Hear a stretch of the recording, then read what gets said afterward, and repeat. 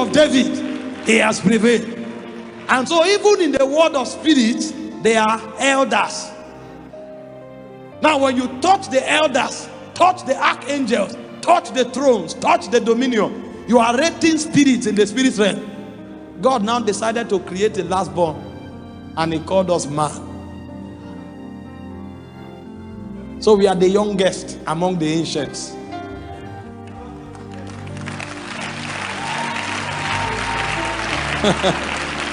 Now, because we are the youngest, there is a tendency of every other spirit to want to marginalize us, especially the ones that are not submitted to the government of God.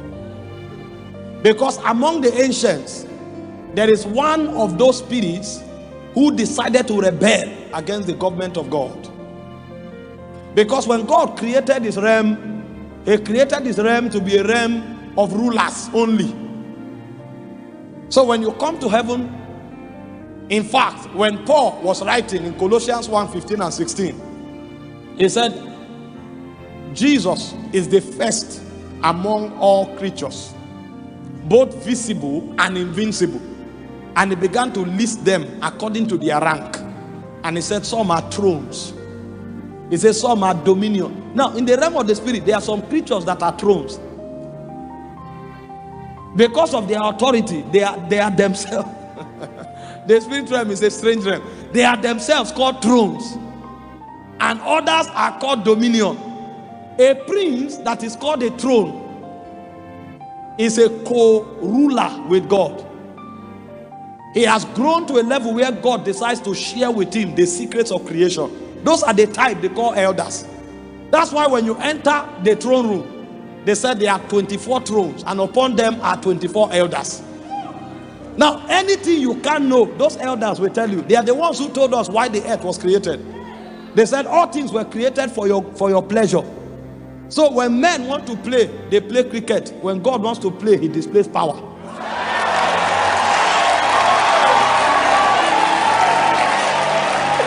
Now, that kind of secret is not available to every angel. Only the thrones know those secrets, because God shared with them the secret of creation.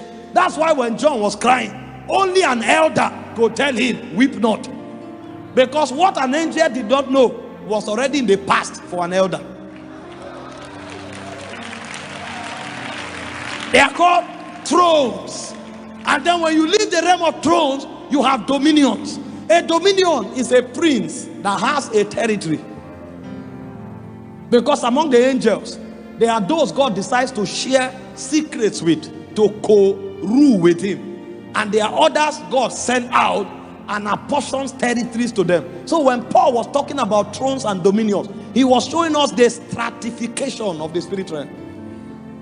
And so he said there are dominions.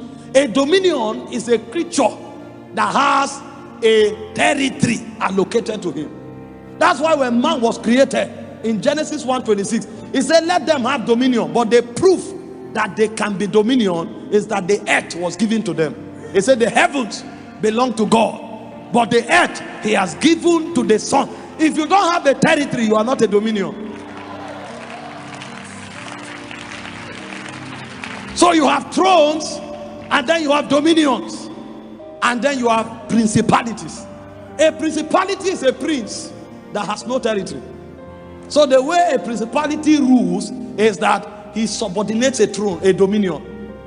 It's in his assistant to a dominion that he wins territories. In fact, principalities means come first. So when a dominion wants to conquer more territories, he sends a principality. So a principality goes, conquers the territory, and couples himself with the dominion to co-rule with him. And then you have powers. Powers are the creatures that bring men under government. In darkness, they create addiction. In light, they create hunger. And so when you are seeking God, you are not seeking God because you are wise.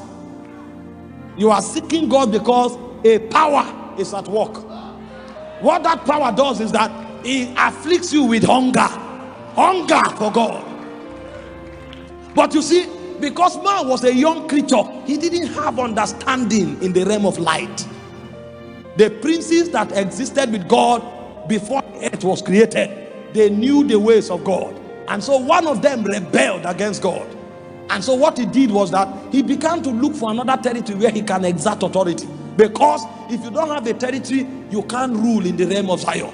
And so what he did was to sneak into the dominion that was in Eden.